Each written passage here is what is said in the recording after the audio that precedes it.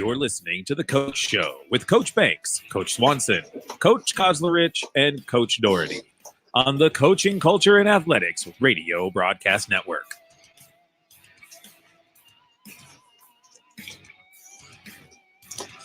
Sit back and enjoy the show.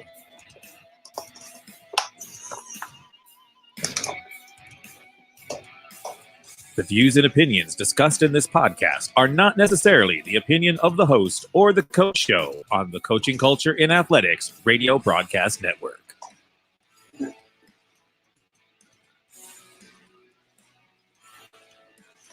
Let's get it done.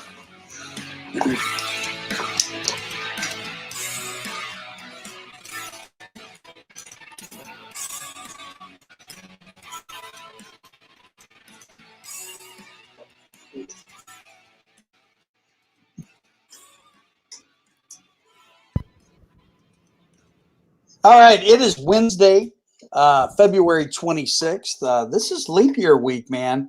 And I don't know, I don't even know how to take that. But anyway, hey, you're listening to CCA, the Wednesday edition of the Coach Show on the CCA Broadcast Network. Tonight's show is sponsored by the book, The Mad Culture Present in Athletics, written by author Charles Banks, moi. And you know what? Here's a few things out there that's brand new for us. Looking to become a sponsor of a growing organization or interested in joining our podcast team, email us at coachingcultureandathletics@gmail.com. That's coachingcultureandathletics@gmail.com, or message us via Twitter at CCA Culture or on the Facebook Coaching Culture and Athletics page. Tonight it's just me and Swanson. We're kicking back, and you know what's awesome is we're actually now live on 3 different streaming platforms, on Spreaker, YouTube, which is brand new, and also on the Facebook page. So it's exciting, man, that we're able to grow and grow and grow here, and we're adding some things. So therefore, the sponsor thing, is pretty good. But Coach, it's pretty amazing. And each Wednesday show that we do, we're going to do a Twitter follow of the week, and this week is 2020 Astros Shane Tour, folks. So if you're a Houston Astros fan and you're upset, I apologize, but we followed this Twitter account. Oh yeah, I think this is definitely worth a follow. You're gonna get nothing but high quality videos making fun of the Astros. It's unfortunate that it comes to this, but we live in a society where technology has all these capable advances, and people are going to find ways to make everyone laugh out of it. And knowing what the Astros have done, being cheaters and whatnot, it'll be a good follow. There are some interesting videos on there already, some good ones, some funny ones, and it's probably going to post a lot throughout this baseball season about what the Astros are going to experience and go through. Now, here's something to keep in mind. I mean, it's all fun and games. You know what I'm saying? Anytime that we look at social media, stuff like that. But it kind of goes along with the concept that we're going to discuss tonight, which is outside noise within organizations. Now, sometimes it is self-imposed, like this cheating scandal that went on. Well, and it's actually not even a scandal. It happened, where they stole signs. But there's going to be a lot more outside noise, in response to this Houston Astros thing, and it's unfortunate because they had a lot of great players, that I followed. They had some great coaches in there, and if I'm the New York Mets, I'm damn mad, man, because you get Carlos, you sign him as your manager, then all of a sudden you got to let him go because of the scandal. Yeah. And this does feed into what we're going to talk about, but it is unfortunate that they decided to do this, and that from manager and GM, they knew about this, it seemed like, and they let it happen, and I think what's worse is, the guy who spoke out about it, who now pitches for the Oakland A's, I can't remember his name off the top of my head, but other athletes like David Ortiz and Pedro Martinez coming out and calling him a snitch and all that. I'm sorry. I don't know why we're angry at this guy at any point. He built something that changes the legacy of numerous MLB players. It changes the legacy of Clayton Kershaw and his postseason record because of what the Astros did. So, I'm happy for him. I'm applauding for coming out, integrity to come out, because he's helping the integrity of the game. If not, who knows how much longer this would have gone for the Astros. Could have gone on another 4 or 5 years, and that could have been another, 4 or 5 titles.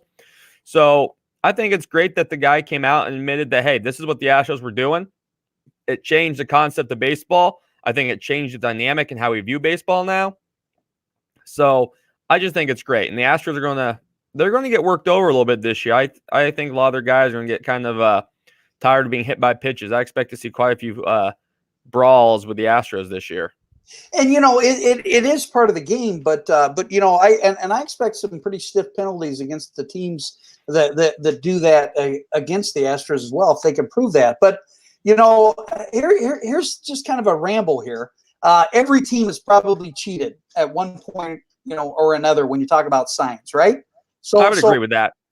But here's one thing before we get into our topic. Which, by the way, tonight here, and I'll get that running banner, man. This is so cool. How many great things that we have here. Let's see. Yeah, isn't that awesome to have a running thing? It almost feels like we're part of the ESPN broadcast network, man. It's exciting. But anyway, here's what I'd like to say. Pete Rose, dang it! If you're going to get rid of a guy forever. Arguably one of the best baseball players of all time, for gambling, and he didn't even I don't know, but if these cheaters, isn't that just as bad? I agree completely. I think it's worse, in all honesty, because it was just Pete Rose. This was a whole team. This was manager, GM, pitchers, catchers. I mean, batters. I mean, this was everyone. So in my mind, this is worse than what Pete Rose did. In all honesty, Pete Rose impacted his own career. I mean, he did a lot of stuff on his own that was amazing. I mean, but overall, the way the Astros cheated, it wasn't just one guy doing it. It was a whole organization doing it. So in my mind, that's worse. If you're not going to punish the Astros to an extent where you have players suspended or postseasons missed, then Pete Rose deserves to be let off the hook and in the Baseball Hall of Fame. Well, at the very least, put an asterisk beside his name saying he got in trouble for gambling, much like the steroid guys, right? Sammy Sosa, one of the arguably the greatest ball player that ever lived as a Chicago Cub. Mark McGwire, Barry Bonds, all these guys, by George, their balls, they're baseballs. Okay. I have to be specific, are at, in Cooperstown, folks. So why not just put an asterisk? Because they're going to have to put an asterisk beside this Houston Astros World Series. Agree or disagree? I agree. I think they have to put an asterisk by it. Honestly, I'm fine with them vacating it, in all honesty. But the issue with vacating it means that, the team still won. They still did the things right on the field. Yes, they were cheating when they were batting, but they still had the field and pitch and all that other stuff. So, I'm not a fan of vacating titles because the other team didn't win the games. But an asterisk has to go by it, in my opinion. I don't think there's any question about that. But the way, MLB Commissioner Manfred's handled it, I think he botched this. I think a lot of the baseball players lost a lot of respect for him. And I know how Goodell gets a bad rap for the NFL.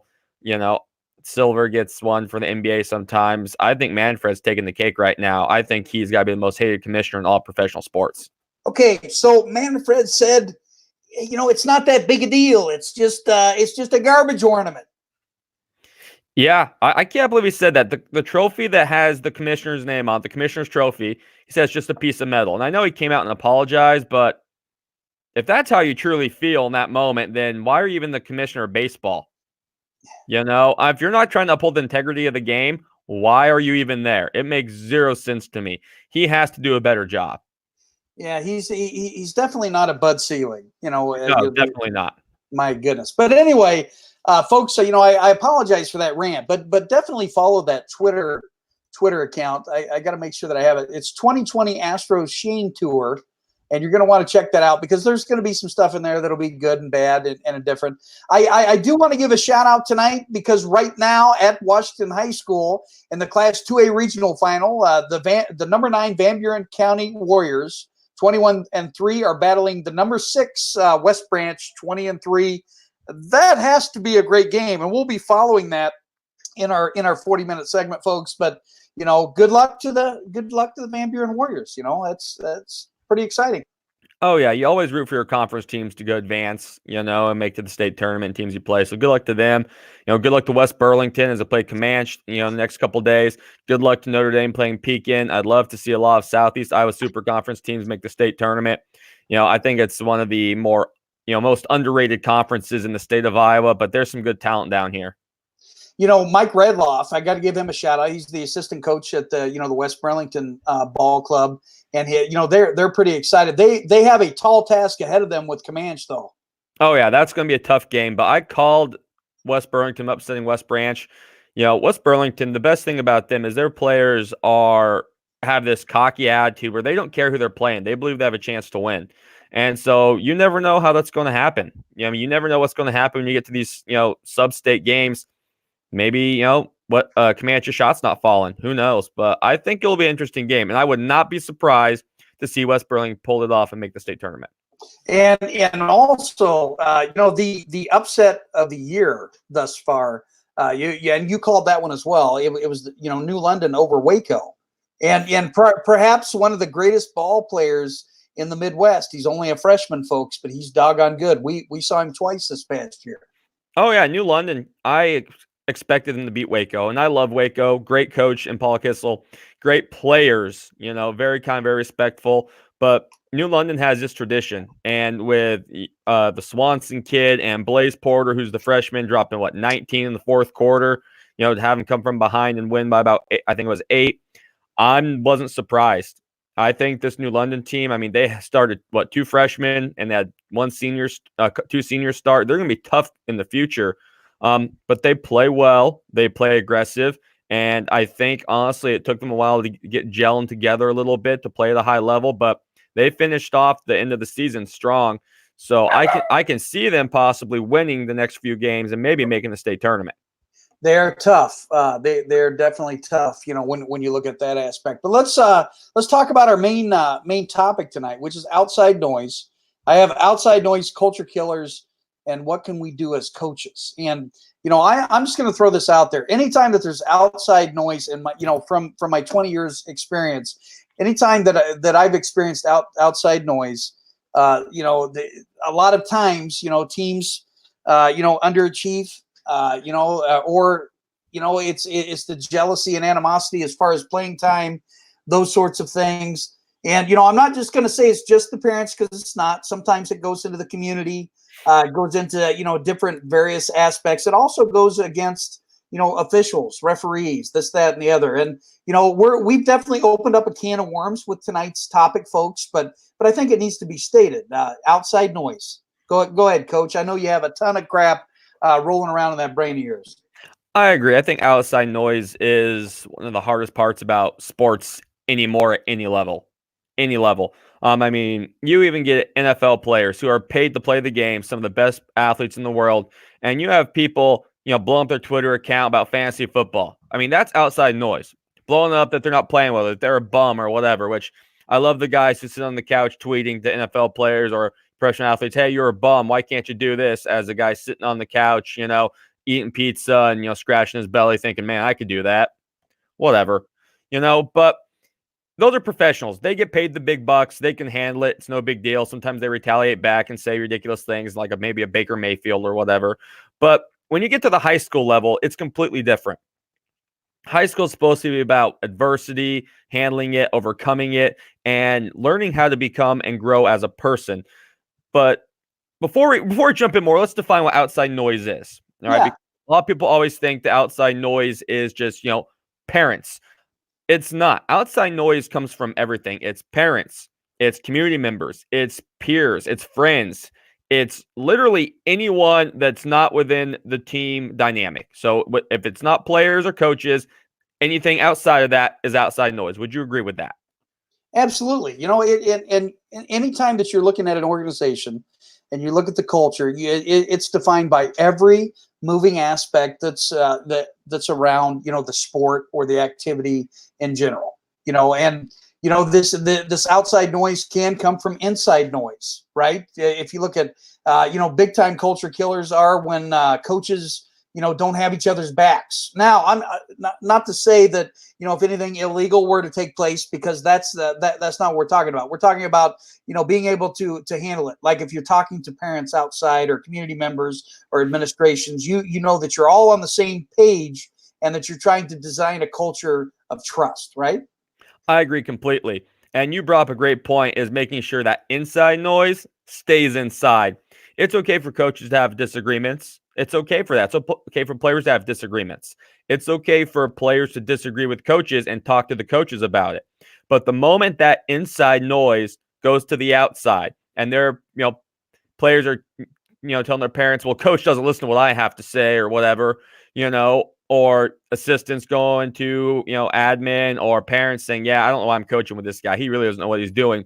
Then we have a problem. Then we have a culture killer. Then we have people, saying, well, if he's not doing what I think's best or what this coach thinks best, then I'm just going to take him and practice him on my own, or this or that.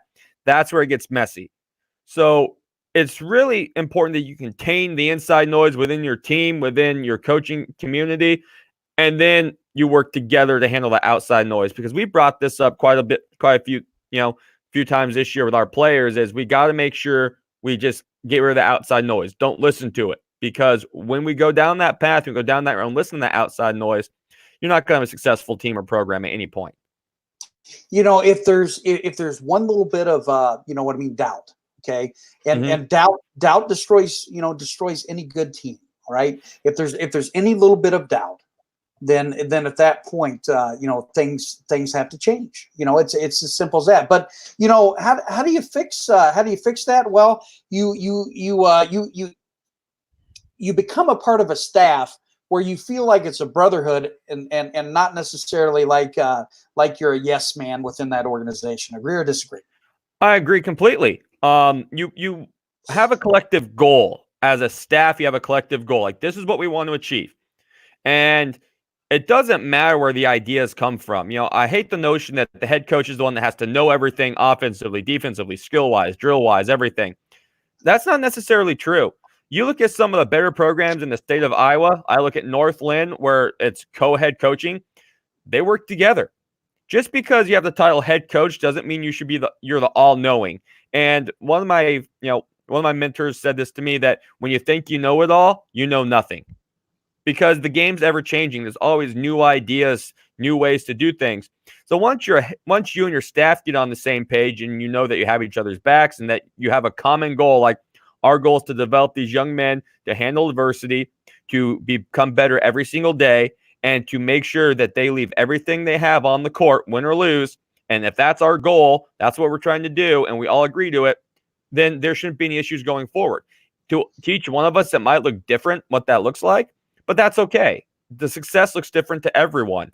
But as long as we understand that that's what we're going for, and we can kind of agree that this is what it should look like, there shouldn't be any problems. Absolutely. Now, I'm going to give us our first update. West Branch, West Branch and Van Buren. West Branch is up 6-2 with 3:18 left to go in the first. So this looks like it's going to be a defensive juggernaut. So, wow. Low scoring game. Absolutely. Defense though, right? Defense. Now, kind of back to where we were going with this. I've had the opportunity to coach alongside of, a plethora of head coaches in various sports. And, I've been a part of those staffs, Evan, that, where the head coach said, hey, you do everything, according to me. I'm a micromanager, this, that, and the other. And that really didn't work well for me. I mean, I battled through the adversity because number one, I'm always there for the kids, first, and you are too. And I don't think that enough people hear that stuff. But to be a part of a staff where we don't feel like we're stepping on each other's toes, this, that, and the other, it's definitely got a comfortable realization. That doesn't go to say that we don't have those arguments, but we do keep that inside noise, and we put it away, right? And we don't do it around the kids either. Oh, agreed. I mean, you and I, we've had disagreements on the bench, disagreements at halftime, but we talk it out. We take time to talk it out before we talk to the kids, and we find some common ground, and that's beneficial. But there are programs in which there are micromanagers as head coach, and that's not beneficial. That's not okay, because then the assistants are wondering, why am I even here? If I can't help and give my 2 cents, why am I even here? Because he brought me in because of my knowledge, and yet now he's not using it. Every coach has something to offer. Every coach does. And so if the head coach doesn't want to utilize it, you're going to start getting that inside noise and start going to go outside. It's going to be going out to the parents and to the community members, and it's basically going to be, yeah, I'm there, and this is what I thought we should do, and I brought it up, but the head coach didn't want to hear what I have to say. And then at that moment, your culture is going to go downhill and go downhill quick. Yeah, it's in a hurry. Whether or not the assistant coach is talking to other teachers, whether or not it's talking to the administration, whether or not they're talking to community members, that stuff happens. And what I've noticed that a lot of times people don't understand. I mean, there is such a thing as positive outside noise. Oh, yeah, I'm not going to say it's all negative, but there's a lot of times I don't think that people truly understand how fast it gets back to the coaching staff. That there's different issues, and I've talked to a lot of different coaches here. And this is something that we're gonna, Coach Swanson and I are actually, we're co-writing a book, guys, that's going to come out before October, and it's going to be exciting. I'm not even going to tell you the doggone name of it because it'll throw it away. But let's just go to say that it's going to be good, and it's now I sound like Donald Trump, didn't I? It's going to be really good. It's going to be really, really good. No, but yeah, I don't know. But how do you engage with a group of community members or parents or administration when the outside noise becomes a little bit too much? So, let's backtrack for a second. Say we have our organization and we've contained. We got inside noise. We tell our players this is not how we do things. All right, and that's good. Your players say they're in. They buy in. Your staff's in. You got that collectiveness, that cohesiveness within your team and your staff. That's great. But then the outside noise starts coming in. All right. I think the most important thing is to kind of remedy this a little bit is I invite parents to practice. Invite them to see the small things, because I do not think, I know that parents do not understand how hard it is to be a head coach for high school sports. I really don't. I think a lot of parents think that we just roll out a ball and say, you know what, that's all they have to do, and the kids should know how to play it. It's so hard to be a high school coach because it's not just teaching the game. It's teaching personalities, having to deal with each one, and understand what each personality needs and what each player needs to be better. It's understanding that kids have stuff going on at home, in school, girlfriends, family members, all that stuff that are difficult, and they have to handle that. And they have to process those emotions in a quicker time frame than are used to, so they can get their head right and be a part of this team and help be successful. And then you have to deal with everything else, improvement and skill-wise, mental capabilities, everything, all that. So as you're not just a coach, you're a therapist, you're everything. You wear so many hats. And I don't think parents understand that our sole job, they think sometimes our sole job is just to coach these kids in basketball, make them really, really good. And then if they don't win, it's back on the coaches. And that's not how it works. And we have to have parent buy-in. I think the most important part is ask the community members to come to practice, come to weights, come to open gyms, because I think parents would be surprised at how few kids show up for that stuff. Now, in the group programs, they get good attendance, but in the program that we're trying to build, we're kind of struggling a little bit. It's hard to gain traction at a school that historically has not been a powerhouse in any sport. And that's not a knock. It's just the reality. I'm all about being honest and being very straightforward. So as soon as you have the parents come in and understand that, okay, this is what we're trying to achieve, explain that to them, which, unfortunately, I haven't done the best job at that. I think, at our banquet on Mondays, the first time I actually said, this is what our goal is. Because I assumed, and that's the coach's fault, that the parents knew what my goal was. They knew what we had to do. And I think a lot of parents, players, don't fully understand that. And so explaining that, breaking that down to them, and then asking the parents to be a part of that and saying, hey, I want your help. I need your help to make this happen. At that moment, I think you'll start getting a little more parent buy-in. Yeah, and also, what do you think about this? What do you think about not only having a preseason meeting, but having maybe a mid-season meeting, and then you have your banquet at the end? Do you think that would help? I think it would help a little bit. You're never going to just cancel out all the outside noise, because there's always going to be parents, family members, community members, whatever, that think that the coach is an idiot and they don't know what they're doing. Okay. I mean, there are people who said about college coaches. There are people that have been saying about Nick Saban the past 2 years because he hasn't won a title. Let's get real. I think it could be beneficial. I think it could go one or two ways. I think it depends on the community members that you have. It could be very beneficial in the fact that you're, re-engaging with them, you're telling them what's going on, what you need to see done. But I think it can also be a very negative thing in which parents are sitting there, they're angry because their kid's not playing, they're stewing because your record's not that good, and you're saying, well, we're trying this and doing this and doing this, and the parents are sitting there like, yeah, okay, well, why isn't it working? Why aren't you doing this? How do you not know what's going on? So I think it really depends on the dynamic of the parents that you have, and also how well your season's going. If you're 0-12 and you want to call a parents meeting to discuss how the season's going and what you need done, I don't think you're gonna have too many happy parents sitting there saying, "But we're trying it all, but it's still not working." Because at the end of the day, the hardest thing to realize, and as a coach, you realize it fairly quick, that when you have success, it's the kids. When you have failures, it's the coaches. And You know, unfortunately, that's not always an accurate statement, but in the world of sports, that's how it's seen. I've experienced, sometimes, and I'm just gonna, I'm not really shifting gears, but sometimes even after a good win, sometimes even after you go 9-0 and you're in the playoffs football, and sometimes when you're 18-4, in a baseball team or whatever, sometimes this outside noise gets negative as well within there, because there's a lot of times that there's so much pressure out there, and I don't know why that parents put so much pressure on themselves, because in reality, you should go and sit, watch the game, and as soon as the game's over, you should say, "Hey, son," or "Hey, daughter, let's what do you want to eat tonight?" And quit trying to coach them constantly. And I'm going to be honest with you. Okay, this is 100% honesty. I had a daughter. Well, I still have her, but anyway, Chelsea was a wonderful athlete. I put an immense amount of pressure on her, and I was vicariously living my life again through her, and I had no idea that she was as unhappy as she was. And you know what? She was a Division II catcher, and she hit 18 home runs. So and she was a varsity player as an 8th grader. So no one can argue that point, but I was living vicariously through her life. You know what? I stopped that with my other two. And by the way, my oldest daughter, she does remind me that I treat my other two different. But I stopped that. You know what? Their development as human beings is truly amazing.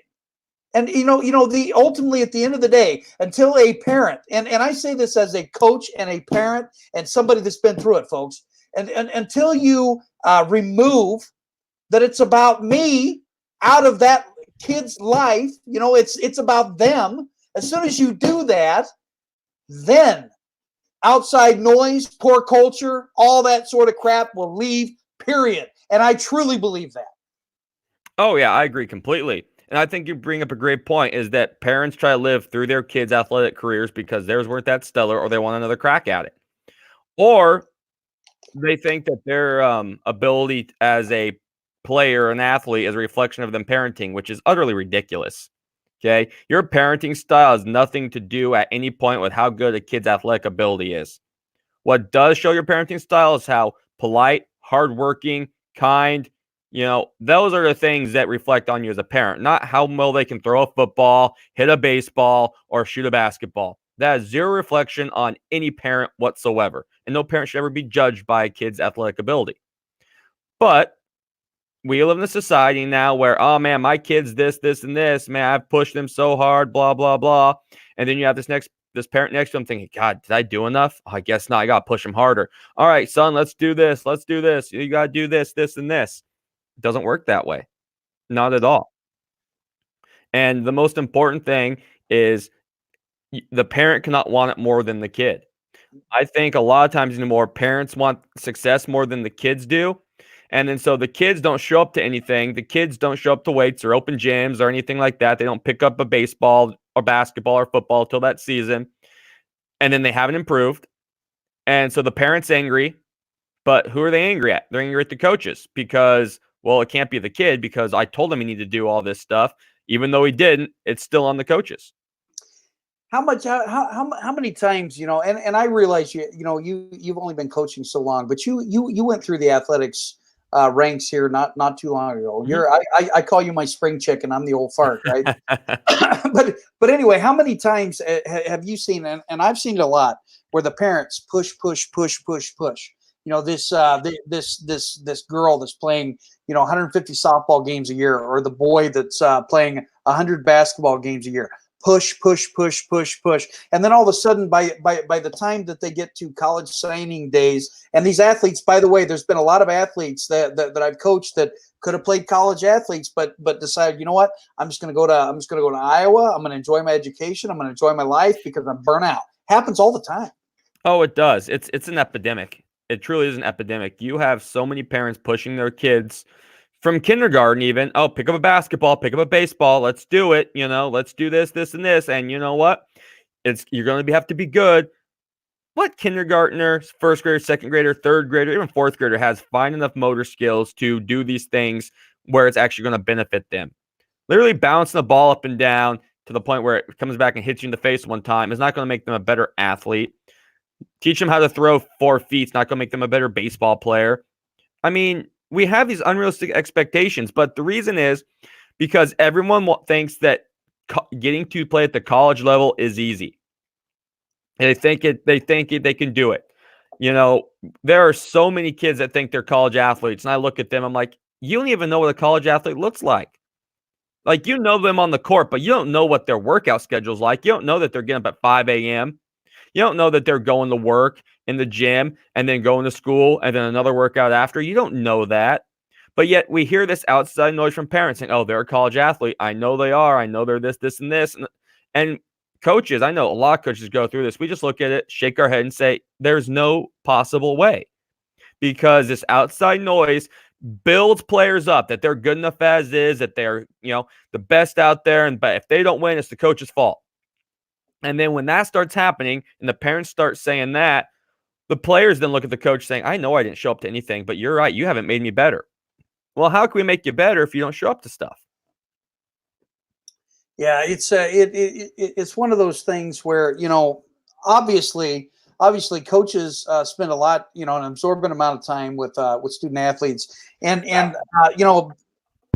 against contrary beliefs, us coaches are actually in the coaching ranks to develop fine young women and men, and to develop relationships that will foster, beyond our sports or whatever. And we're always there for them, checking on their grades, this, that, and the other. And I think a lot of times when you see that outside noise, coach, they don't keep into account how many times you converse with that particular athlete, about their grades, or about, hey, how you doing? You seem down today, something like that. They don't see that. No, I think, and this is tough. Like, I'm a teacher. All right. You're a teacher, and we've taught all of our players at some point. And people forget that as teachers, we're there for those kids all the time. Like, we are doing everything we can to make sure they can read, write, spell, whatever, at a higher level, and we keep challenging them. And then we get to the basketball court, and we don't play them. We hold them to a higher expectation, a higher standard, which I do not know one single coach ever who has not held their athletes to a higher standard. I can't think of one. I know you do it. I know I do it. We hold our athletes to the highest standard, not just in season, but out of season, year round. And so we have those moments in which we're holding these kids to the higher standard, and we expect a lot, because in high school sports at the varsity level, it's about winning. It's about teaching them to be winners, teaching them to grow. Well, if they don't play and we're not winning, the parents forget sometimes about all the stuff we do for these kids as teachers, the hours we put in, the help we do, and we're automatically villainized because of it. And it's crazy, because I know a lot of coaches. My high school head coach, he's a third grade teacher. He was a third grade teacher. Great teacher. Amazing. He was an intense basketball player. He had a towel over his shoulder to bite on sometimes because it was his way of not yelling. Villainized. But you know what? We won a lot of games, made a lot of state tournaments, and he helped me grow. And there's never one moment I'll always remember this, is that when my parents split up, it was during baseball season. He pulled me inside and said, hey, if there's anything you need from me, let me know. And I honestly wasn't that close with him as I'm close to my players. You know, I loved him as a coach. Thought he was a great man, worked hard for him, but I didn't feel like we had that relationship. But he felt like we did, to pull me aside and tell me that. And then he called me a couple of weeks ago just to see how I was going. Haven't talked to the man in probably 8 years. He pulled me, called me and saw how things were going. That's what a coach does. That's what a good coach does. It's not always about the kids playing on the court. It's about just being there for the kids and pushing them and challenging them. And did he frustrate me? Of course he did. Did he do stuff I didn't understand? Of course. But at the end of the day, he was one of the few guys who were there for me when I needed them, and he still keeps in tabs with me today. That's what a true coach does. I don't think a lot of parents understand that that's the best part of our job, is being there for these kids once they're gone. Yeah, and you know what? We truly never stop coaching. You know what I mean? We may become that audience member and watching them excel in that thing called life. But I think that's important to look at. Now we're nearing 9 minutes to go. I can't believe this is like the fastest 45 minutes in sports talk history, I think, right? Oh, it's gone incredibly fast. Oh my goodness. It's I'm gonna check Chad Drury to see if we have another doesn't have any updates, so can't give you an update on the Van Buren Warrior game against West Branch. But let's ease out here a little bit. Let's talk about some things that are coming down the hatch here with CCA a little bit, and things that we're pretty excited about. I do know that we have 4 dates marked down where Coach Swanson and I are going to attempt to do our first live broadcast, and it's going to be varsity doubleheader soccer matches. Some home matches. Pretty excited about that. Now, I remember when I brought it up to Coach Swanson, he's like, "Yeah, I don't know much about soccer," and I told him, I said, "Don't worry about it. Most people don't." Yeah, it'll just be, oh, so-and-so kicks the ball to the other person.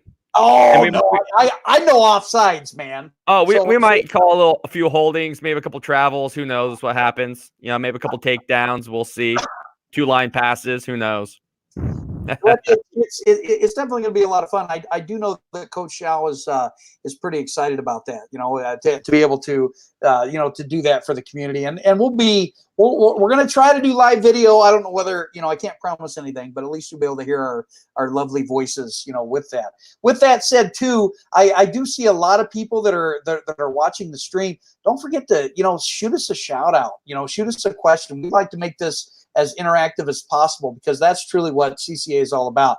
Now, this Sunday night, our coach show will take place at 7 p.m. Central. We are moving back to 7 to make things a little bit easier for us.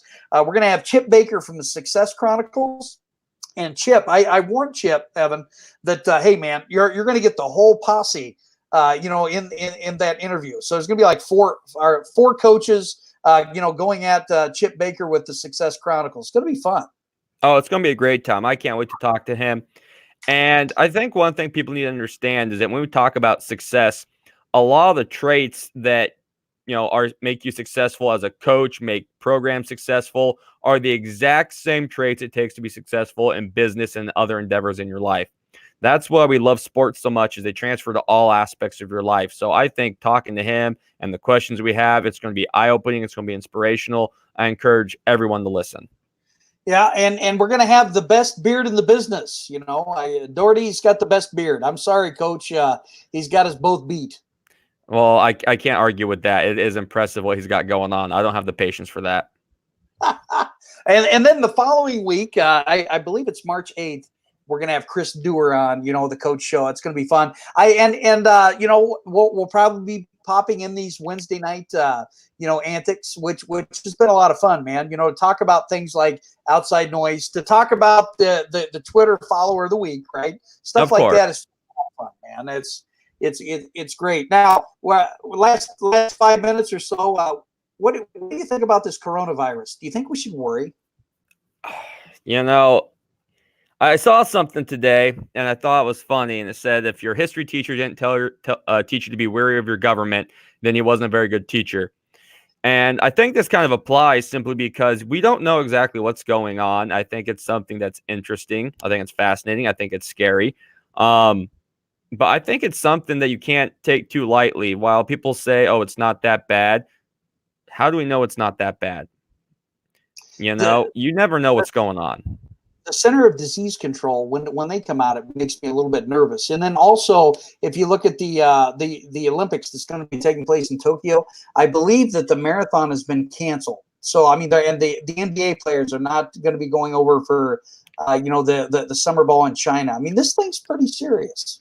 It is. It is. You know, I know people keep saying, well, more people die from the flu every year. Well, this has only been about a month, it seems like, give or take a little bit. You know, you just have to see what happens. Who knows what's going to happen with that? It's a very dangerous thing. And, you know, ladies and gentlemen, if you don't know, we're both social studies teachers. So news, politics, all that stuff, it's what we enjoy. So when we start rambling off on other stuff, it's just, that's who we are. We do apologize a little bit. We were going to do a political show, folks, but we figured that we wanted to keep our job. Dr. Crozier is a great job, or a great guy, and we'd like to keep our job. So we're probably not going to go jib jab, when we talk about political pundits and all that sort of stuff. But hey, we got 4 minutes left. What's a good sound piece of advice that you want to give to parents out there, to improve the culture and to decrease the outside noise? I just have to say this to the parents. One thing is, if you have high expectations for your kid, you have to make sure they're putting in the work. That means in the weight room, in the off season, year round. Doesn't matter if they play multiple sports. I played multiple sports. I played football throughout the week during football season. On the weekends, I picked up a ball, a basketball. It doesn't matter. But you can't expect your kid or your kid's team to be successful and not have them train. Sports have changed since I was in high school. You used to be able to get away with just, touching a basketball here and there and lifting. Same with baseball, same with football. Now you got to put in more time because there are more kids putting in more time. So if you want to be successful, you can't just expect it to happen and expect your coach to make the kid successful without them putting in the skill work on their own or without them getting to the weights. And so if anyone ever has any questions, like, yes, I'm young, Coach Banks, we're not big professionals. This isn't a fancy podcast, whatever the case. It is too, a very fancy podcast. It is. We got colors and everything. Okay. But if you have questions, email us. We want to help coaches out. We want to help people out. We want to help sports out because sports have been a huge part of both of our lives. And so we just want to make the culture around sports, high school, youth, everything better than what it is. Because I think we as people can do better. So while you might not think we give the best advice or we might not have been clear on something or whatever, email us. We'll be happy to discuss it on the next show. We'll create a show maybe that evening just to discuss it. You never know. We enjoy doing this. We just want to make sports a better place for the players, for the parents, for the coaches. Absolutely. But don't forget, folks, if you're looking to become a sponsor, if you have an organization, we are looking for sponsors of this growing organization. Or if you're interested in becoming, joining our podcast team, shoot us an email, contact us today. You have been listening to CCA, Coaching Culture and Athletics, the Coach Show. It's Wednesday night edition. We'll see you Sunday night. Goodbye.